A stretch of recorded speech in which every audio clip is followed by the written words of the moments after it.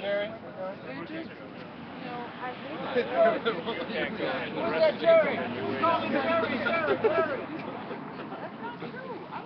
So this demonstration's continuing on growing. Even more have shown up.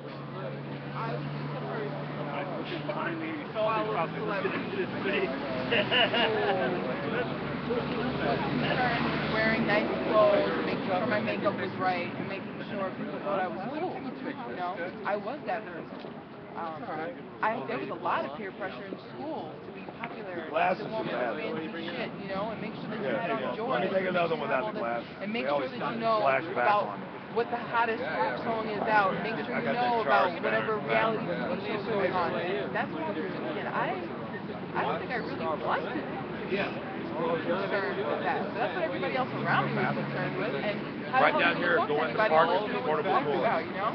If anybody needs a bathroom, there's portable toilets right inside the park over here. We don't want the products that they're selling. They advertise them to us. They are tricking people into thinking that they want this crap.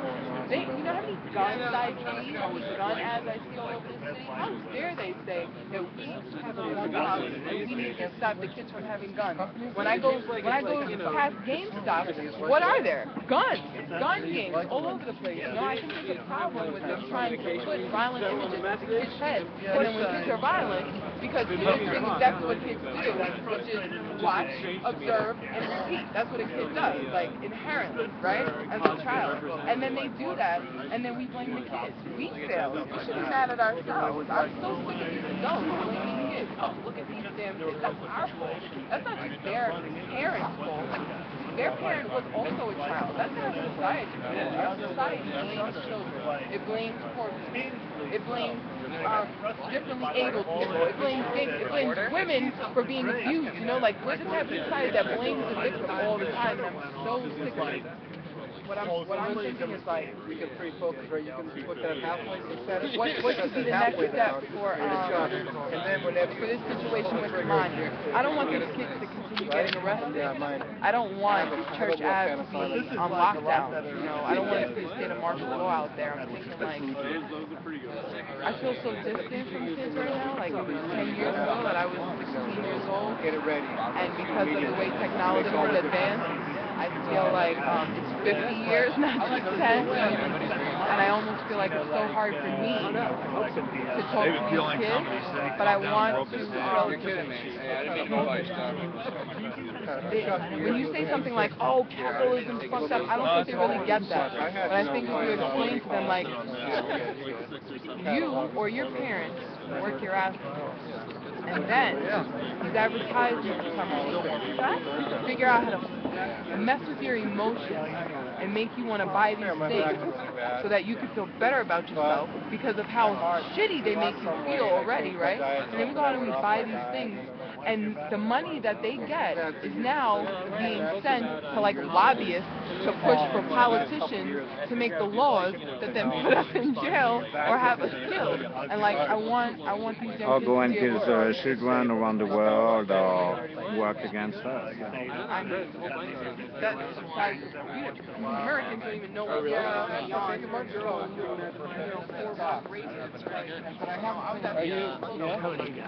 Right now I have 14 viewers. Ask them what they think of one wannabe cop. Huh?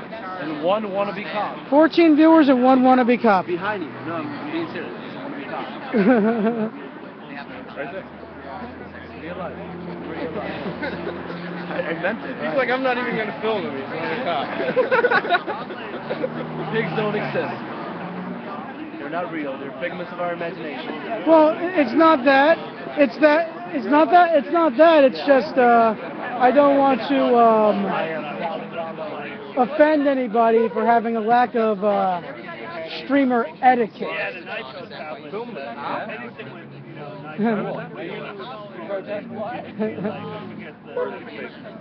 Are you involved in any like student activist political group? Why are you filming a person who doesn't want to be filmed? Who doesn't say they want to be filmed? I don't know. They could be an undercover cop. I only said You could film me now. I'm not drinking. I thought I was getting NDA. Oh shit. I'm drinking.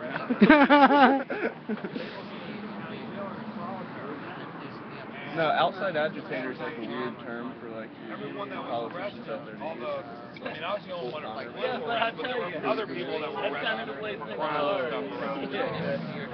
They arraigned all of them on video the next day, and they didn't arraign me.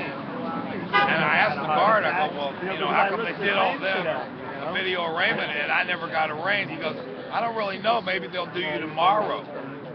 So I wasn't even able to get any contact out, and I locked in solitary for 36 hours. Finally, Aaron blackmailed me out, but I didn't really, you know, I was starting to worry because they arraigned everybody but me, and I'm going, maybe I'll be the one that they're shipping out to Guantanamo.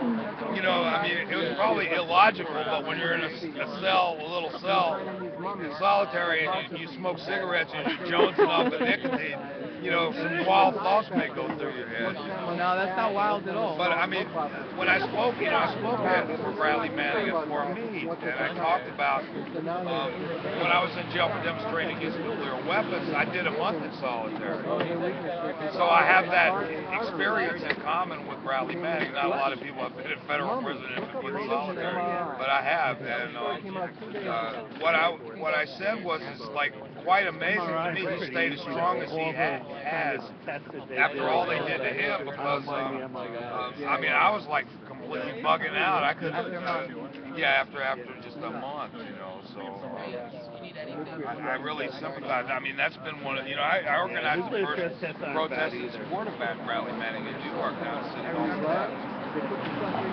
Coincidentally, Barrett Brown, who was the speaker at that, was arrested in Texas, especially if I've been in the hospital connected with Anonymous, and he's facing 100 years in prison now. They put so many charges on him that he might do a life sentence over. Basically, well, he did kind of threaten an FBI agent, but generally on the internet, which wasn't too smart. But that's like a 3 to 5 year sentence for making a threat like that. But then they added on another 10 charges because he shared a link that was already even being shared by other media.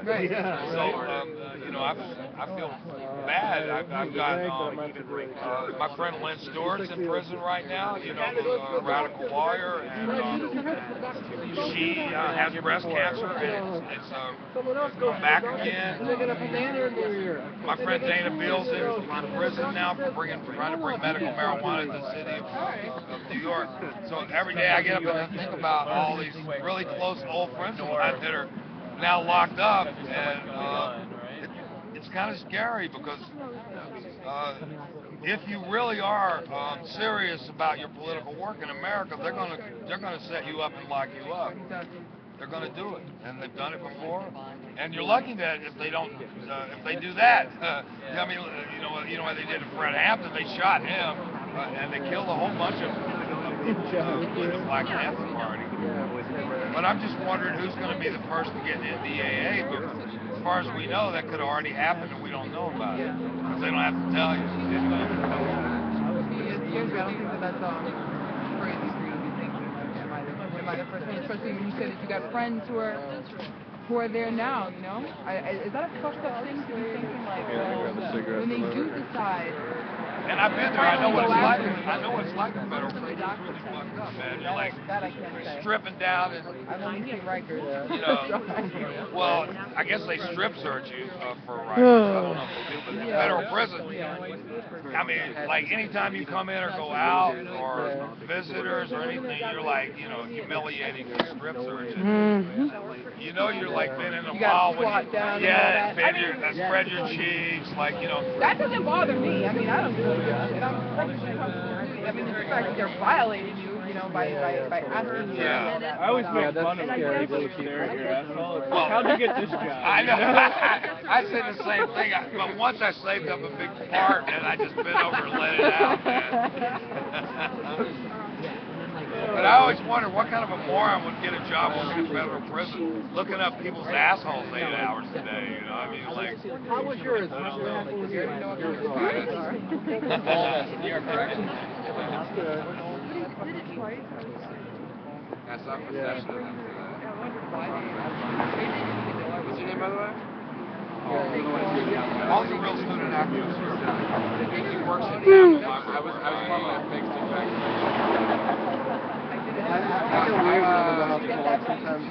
I start. You know what you ought to think about doing this? People start saying all this stuff. Not even. I just like even in pain. Like my thumb gets so blue. They would take it. They And would all of a sudden I archive turn it into a demented Henny like Young. copies and put it in the permanent archive in the library. Because it's erratic. A lot of people don't know about it. It's a public library. In here, anybody can go to it. Hey, buddy. It's a left labor radical political library. That's why they have my photos. They have a John Penley, chanting my fucking name. They have William Custer's papers.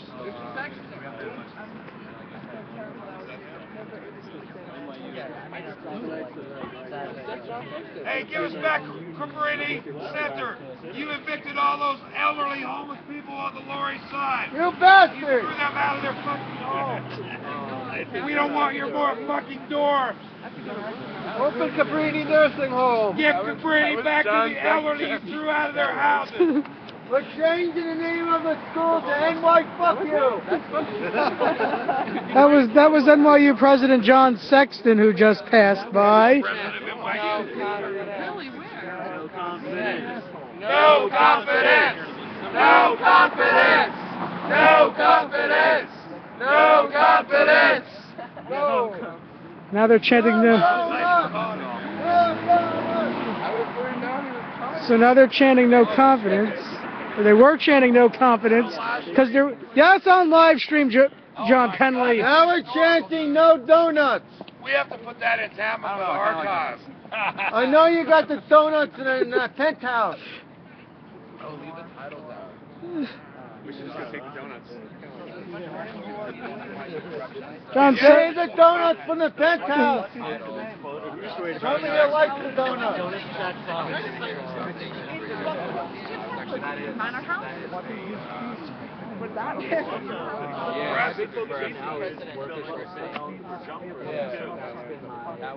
Well, I just came across your work all day. I mean, really?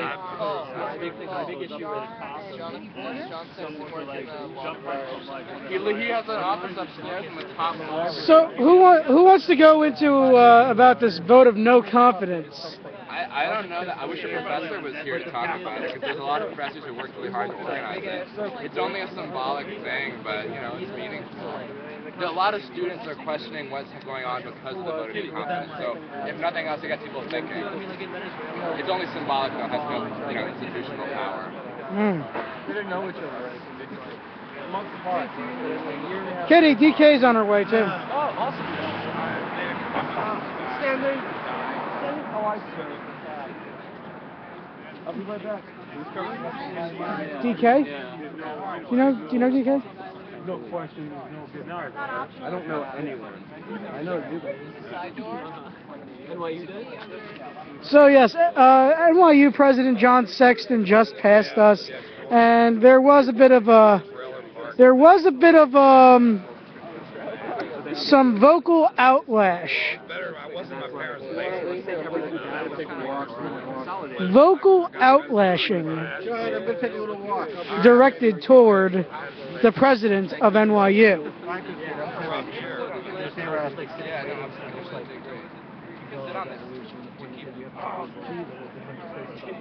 Wow, that's kind of amazing. We got the former president. I know. It's not a backlash, it's an outlash. Sound like a homeless guy himself.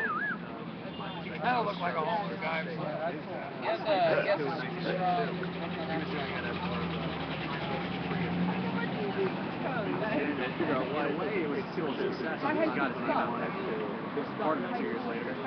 And then, we got elected for 14 years. So I'm going to archive this. I'm going to put it up on YouTube, John. Well, Right